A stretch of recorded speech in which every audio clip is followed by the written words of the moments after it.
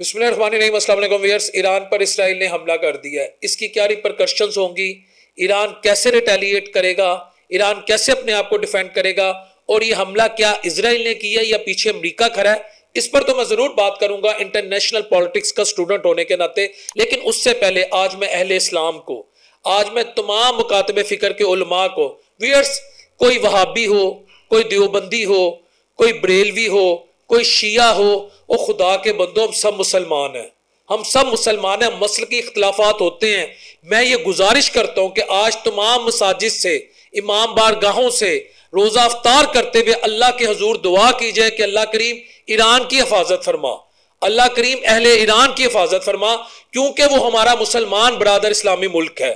یہ میری ریکویسٹ ہے، آج ہم شیعہ نہ بنے، آج ہم سنی نہ بنے، آج ہم مسلمان بن جائے۔ خدا کا واسطہ یہ دیکھ لیں کہ آج ایران پر جو حملہ کر رہا ہے وہ اسرائیل ہے، ساتھ امریکہ ہے، ایک طرف یعنی دو مختلف ریلیجن، یعنی میں کیا کہوں، میں یہاں پر اپنی جو ہمارے ہاں ملک میں جو دوسرے کمیونٹی سے تعلق رکھنے والے یا نان مسلم کرسچنز ہیں یا جو بھی ہیں، میرے لیے قابل عزت ہیں، لیکن میں اپنے پاکستانیوں کو یہ بتا رہا ہوں کہ آج وہاں یہود و نصارہ مل کر حملہ کر رہے ہیں، تو آخر کیا وجہ کہ ہم مسلمان ایک کیوں نہیں ہو سکتے، ہم یکجا کیوں نہیں ہو سکتے، ہم کیوں مسلکی اختلافات میں بٹ گئے ہیں۔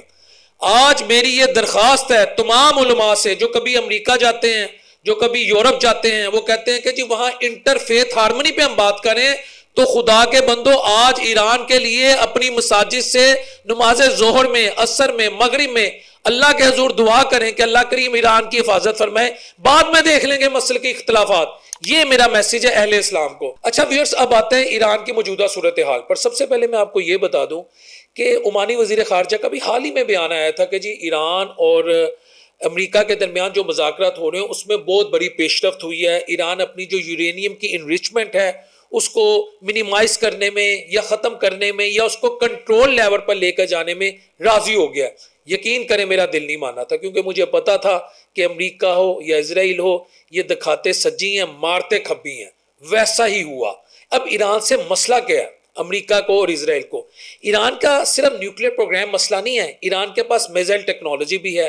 ایران اسرائیل کی ہیجمنی کو وہاں پہ تسلیم نہیں کرتا، کسی کو اچھا لگے برا لگے، وہاں جو rest of the Arab community ہے انہوں نے کہیں نہ کہیں اسرائیل کو کے آگے سرنڈر کر دیا ہے یا انہوں نے خاموشی اختیار کر دیا ہے، لیکن ایران وہاں پر آج بھی ریزسٹ کر رہا ہے۔ یہ میں کہہ رہا ہوں، میں یہ بات نہیں کہنا چاہتا، میں اہل سنت والجماعت سے، میرا مسلک دیوبندی ہے، لیکن اس کے باوجود میں مسلمان ہوں اور جو حق کی بات ہوگی وہ میں کروں گا۔ ایران آج بھی ریزسٹ کر رہا ہے، یہ میں اپنے دیکھنے والوں کو بتا رہا ہوں، اور ایران کا جو گورننگ سٹرکچر ہے چاہے ہمارے سے ان کا مختلف ہے، لیکن وہ آج بھی اپنے نظریات کے مطابق قرآن و سنت پر پوری طرح عمل پیرا ہے۔ تو یہ چیز اسرائیل کو کھٹکتی ہے۔ آپ میری بات سمجھ رہے ہیں؟ خالی یہ مسئلہ نہیں اس کے نیوکلیر پروگرام کا، اس کے میزائل ٹیکنالوجی کا مسئلہ ہے، وہاں جو گورننگ سٹرکچر ہے، وہاں پر جو انہوں نے جو اسلامی انقلاب لایا، یہ سب کچھ اس وقت ان کو کھٹکتا ہے۔ اوپر سے ایران سرنڈر نہیں کرتا، ایران ویسے ہاں میں نہیں ملاتا جیسے rest of the Arab world in کی ہاں میں ہاں ملاتے ہیں، یہ تھا فیکٹر۔ اب اس کو کاؤنٹر کرنے کے لیے کیا کیا گیا؟ یہ ڈائیلوگ کا ڈرامہ کیا گیا۔ اس دوران کیا ہوا، میں نے باقاعدہ ریسرچ کی ہے کہ ایک تو آپ کو پتا ہے ابراہم لنکن جو کیریئر بیٹل گروپ ہے، یہ بہت بڑا، جسے آسان الفاظ میں کہیں جہاز ہے، ٹھیک ہے جی، 1100 فٹ اس کی چوڑائی ہے، اس کے اندر ایک دنیا بستی ہے۔ یہ اس وقت مشرق وسطیٰ میں یعنی گلف ریجن میں، اس کے سمندر میں، یہ بحر عرب میں یہ موجود ہے، ٹھیک ہے۔ اور دوسرا جو انتہائی خطرناک ہے، جس کا میں نام لوں گا کہ بیٹل گروپ فورڈ، یہ بھی اسی طرز کا، جس طرح ابراہم لنکن ہے، یہ بھی اسی طرز کا ایک بیٹل گروپ فورڈ ہے۔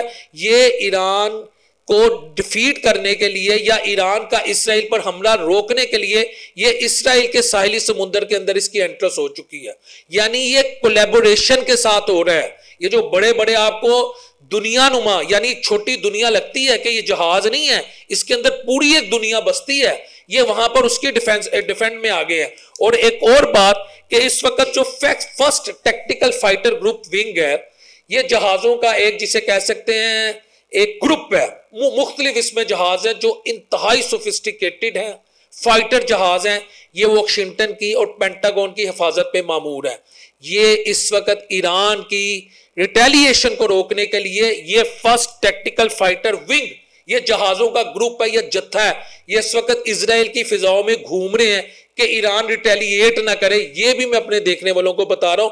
اور جنگ عظیم اول سے لے کر اب تک جب سے امریکہ دنیا کی گلوبل پولیٹکس میں کود ہے، امریکہ نے یہ فیسلٹی کسی کو نہیں دی سوائے اپنے جو ہائی پروفائل لوگ ہیں ان کے ڈیفینڈ کے لیے. لیکن اب یہ اسرائیل کو دے دی گئی ہے.